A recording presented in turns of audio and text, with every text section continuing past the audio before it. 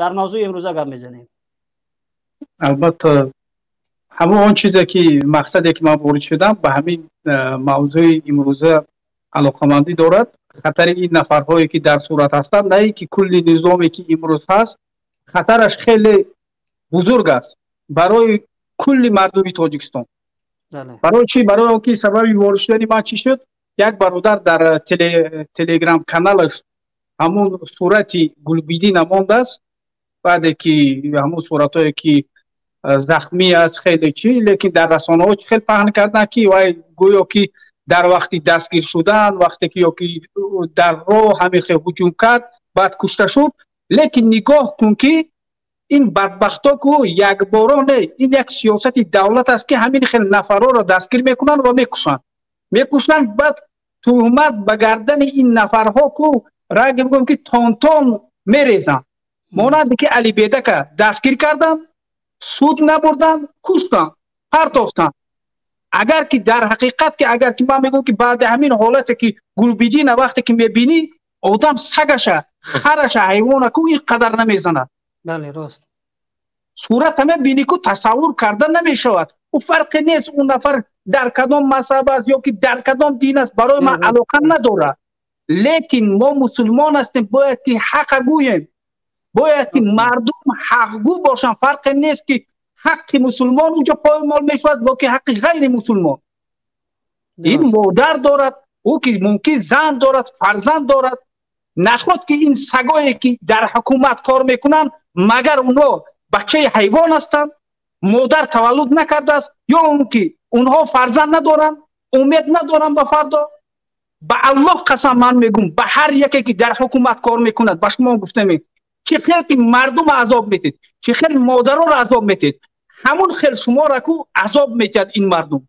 انشاءالله ما که زنده باشیم ما عذاب میدیم. ما اگر که مردیم که در این مردم که جوان مردا حالی نمردن، زنده است. هر سال زنهای مادر مسلمانی تاجیک مرد تولد میکنند. از برای همین من به شما بدبختا گفتنی هستم که آن $10,000 یا $20,000 و $50,000 شما را چی نکند، به باوری بزرگ نآورد. برای آن که هر چیزی که هست اون نابود شونده و مردی و حقیقت باقی میماند. من به اون نفرایی که از همین منطقه ها هستند و در کارخانه های دولتی، در ارگان های دولتی کار میکنید، شما چشمانتان نپوشید. وقتی که جوان مردان ملت منطقه را نابود میکنن شما خاموش نباشید. او هر یکی کذابینه که هست در درون داخلی امروز رحمان فی طاغوت بدبخت دستگیری میکنن، لگن برداری میکند. بالای مادری یک مسلمان، مادری یک بیچاره ظلم میکند، فرزندش رنگ از حیوان بدتر میزنن، بعد میکشن، با میبیارن میدهن، میگه که این تروریست بود. او بدبخت دستگیر کردیم. اگر که در وقت هجوم اگر که وای کشتن، چی خیلی اینقدر زخم در بدن انسان میشود. اینقدر زخم است که باور که صورتها را دیدیم که حتی که تصور کردن نمیتونه که چی خیلی این عذاب برداشته اون مردک، چی خیلی عذاب دادیان این مردک. از برای همین گفت میگم که بس از لگن برداری جنابی عالی او بدبخت که فرزند ندارد، اون جنابی عالی بدبخت نمیبیند این صورت ها را، مگر اون مادرش که 20 سال و 30 سال اینقدر تا فرزند بوای میرسانه چند قدر مشقت کشیده است. از برای همین بس از مردم مردهای این ملت نابود کردن، مسلمانای این ملت نابود کردن و به گردن اینها، بسر اینها جرم تروریسم و اکستریمی زدن. اینها این بدبختای هستند که خودشان دستاشان تا آرنج پر از خون است. اینها تروریستی اصلی انا این نفرها هستند که امروز در حکومت هستند، آنهایی که در امنیت کار میکنن، وزارت کار میکنن و غیره. من به شما گفتنی هستم همون صدام حسینی که بود که فکر میکرد که ابدی حکمرانی میکنه و فرزنداش حکمرانی میکنه، این یکی دیگر بنالی بود، دیگرش قدافی بود. کجا شد فرزندان اونها؟ همشان زیر خاک شدن. نه پولشان ماند نه مالشان ماند. با اون انسان هایی که در امنیت کار میکنن اونها را من گفتنی هستم گنرالاشان کجا شدن؟ البته که وقتی که خلق میخیزد البته که خلق شما را نابود میکند. برای چی؟ برای آن که شما بالای خلق از همون وظیفه هایی که برای پول کار میکنه شما، نه اینکه بی پول. اگر به شما که همون حکومتی بدبخت اگر مبلغ ندهد شما حتی را یک روز هم کار نمیکنید. نخواد که همون 1 سوم از 100 سومی که کار میکنید مگر همون یک جوان دستگیر کرده برای کشتن است یا که بالای مردم ظلم کردن است؟ از برای همین میگم که هر نفری که امروز بالای مردم تاجیکستان ظلم میکند، مسلمانای تاجیکستان را زندان میکند، میکشد، در زندان ها عذاب میدهد، اون نفرا که امروز نه فردا پیش مردم انشاءالله جواب میدیم. از برای همین هر مردم میگم که قصاص این فرض است. فرزند تکوش همون نامش بنویس و قصاص شگیر با فردا نمان. برای چی؟ برای که فرزند تو است، سگ بچه نیست. از برای بس است کن همین مردم ما را نابود میکند. خب کنید تا کی خب میکنید؟ از برای همین هر نفری که امروز بالای مردم ظلم میکند می آورد اون نفر کو می آورد میگفت که در این چیز در حقیقت گناهکار است این نفر. برای چی در نزد همون سودی طاغوتیش نمیبرد گناهاش را کو به مردم آشکار نمیکند؟ اینقدر مردم میکشید. برای چی مردم جسور ملت نابود میکنید و میگوید که اون نفرهایی که حق میگویند اونها دشمنند؟ ما دشمن نیستیم. برای ما وظیفه هم لازم نیست. برای من نه مال ملک از تاجیکستان لازم نیست، یگان چیز برای من لازم نیست. برای من عزت و حرمت و مرتبه ملت مسلمان تاجیک لازم است، دیگر یگان چیزی لازم نیست.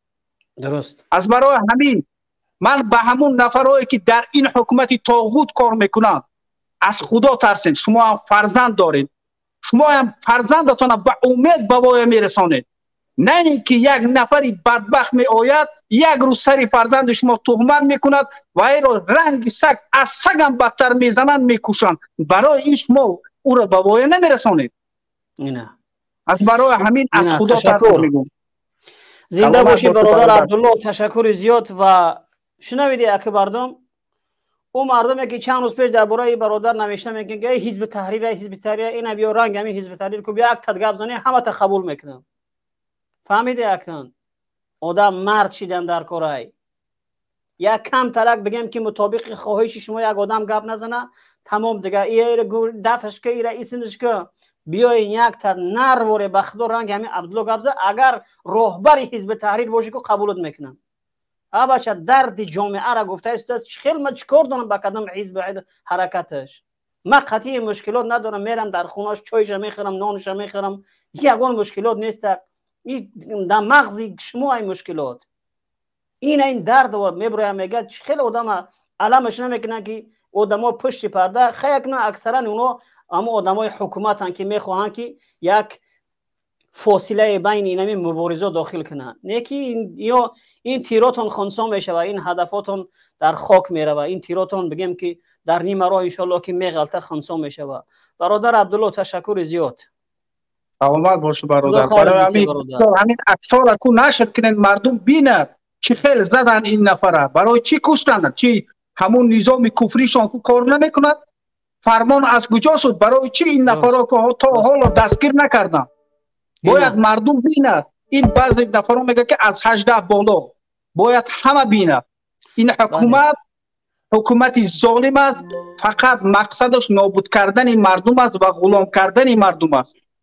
باید که مردم مسلمان تاجیکستان باید بیدار شود. از برای همین من دیدم خیلی چند روز شد خیلی میدرم فکر میکنم. عبدالله والله گفتی اما افغانا والله که هم عکسش در یوتیوب میپرته یوتیوب قبولش نمیکنه. میگه این عکس ای 18 ساله باید با بالا ببینش. این چیزی هست که کودک ببینش میترسه. اتوماتیکی نوار تا قبول نمیکنه یوتیوب. البته باور میکنی؟ یعنی که اون چیزی که قوانین یوتیوب قبول کردگی هست چیزهای وحشتناکی، چیزهای بگیم قتل و کشتار و خونه قبول نمیکنه. حکومت رحمانوف به درجه او را زدگان و عکس و نوارش پیش ما هست به درجه زدگیشن که نوار میپرته یوتیوب قبول نمیکنه، میگه که این برای نشر نیست، مناسب در قوانین ما تغییر نمیگیره، چون که خون است، بگیم که از چشم خون ریخته شده است، از گوش خون ریخته شده است، قبول نمیکنه یوتیوب. تصور کنین که حکومتی که خودشان مردمی میگه ظلم میکنه و تا امروز قتل کرده شده است، فراموش نکنن که او کروجوکه که در دستون میجقه او را یک روز در دستی مردم هم میخره. اون وقت گوش کن ای افسر و سربازی با ایمان ما، تیر نکشایی برای ملت رنج دیده گریان ما، گر تو بکشادی این تیر اجل بر ملتت، بر تو هم خواهد رسید این تیر مرگ از ملتت. هر کی بشنید بعد از این گوشهای خود را کر کند، یا که ظلمش را به ملت روز و شب بیشتر کند، میرسد روزی که تنها ماند از تو یادگاری سر کند، همسرت با طفلکانت خنده را کمتر کند، عکسهای کهنه ات را مادرت بوسیده با اشکان چشمش تر کند. ای وطن تو صبر کن ما میرسیم بر کمکت، بر همه نامهای پاک خالق جانم قسم. خدا خواهد انشالله که ما خواهیم رسید. فرزندای اصیلی اون وطن، اون مادری که دامنش در خون آلوده هست، فرزندای اون مادر خدا خواهد انشالله که از بین همون نظامیان پیدا می شود. اینها خائنا هستند. واقعا در سر حکومت یک عده دشمن، خائن و آدمکش و قاتل جلاد آمدگی هستند. انشالله که اینها بخیر ختم خواهند شد.